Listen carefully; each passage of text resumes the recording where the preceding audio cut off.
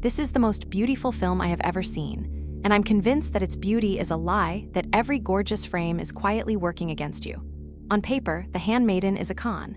A fake count, a fake heiress, a maid planted to help rob her blind. But the real sleight of hand was never in the script. It was in the way Park Chan-wook builds the image itself. He turns composition into a weapon. 4 tools run through this entire film, and not one of them is innocent. Symmetry, a camera that won't stop watching. 2 women framed as mirrors of each other, and color. Each one is built to seduce you, and each one is part of the deception. Start with symmetry. A reading room split clean down its spine, tatami, a rock garden, a single tree, all balanced to the centimeter. Your eye relaxes because symmetry whispers that someone here is in control. He lines the men up in tidy, mirrored rows, an audience arranged like furniture. The order looks like elegance. It is actually ownership. Look down almost any corridor and it races to a single vanishing point. Park is doing your looking for you, deciding exactly where your eye is allowed to travel. And at the dead center of nearly every room, he places a woman, not as the person who lives there, as the most valuable object in it. The men built this house. They arranged the furniture, and they arranged her. They believe the symmetry belongs to them. But order this perfect was never safety. It is a cage, and a cage only becomes interesting the moment something inside it begins to move. So watch the camera because it never simply looks. It peeks. It hangs back behind paper screens, catching the characters through gaps in the architecture. It drifts down dark corridors toward a lamp in a far doorway, always one threshold behind the people it follows. You are not watching this story. You are spying on it. It frames them through branches, through lattice, through openings you were never meant to see through, the composition itself bent into a keyhole. He puts you behind the glass and makes you the voyeur, hungry to keep looking, the same appetite as the men who treat these women as things to be looked at.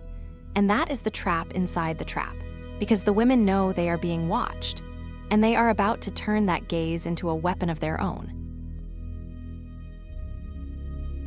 Which brings us to the 2 of them. Again and again, Park sets the lady and her handmaiden in a single frame, split down the middle by a door, a screen, the edge of a mirror, 2 halves of one picture.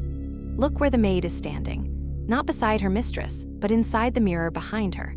One woman and her reflection, the film calling them doubles long before the plot will admit they are in love. Reflection and reality handed back and forth, until you genuinely lose track of which of them is the original and which is the copy, which one is really running the con. He dresses them in echoes, dark against light, one gesture answered by the same gesture across the cut. The blocking rhymes them before a single line of dialogue ever does, 2 women slowly discovering they are the same shape. This is where a pretty trick quietly becomes the entire story. And then there is color.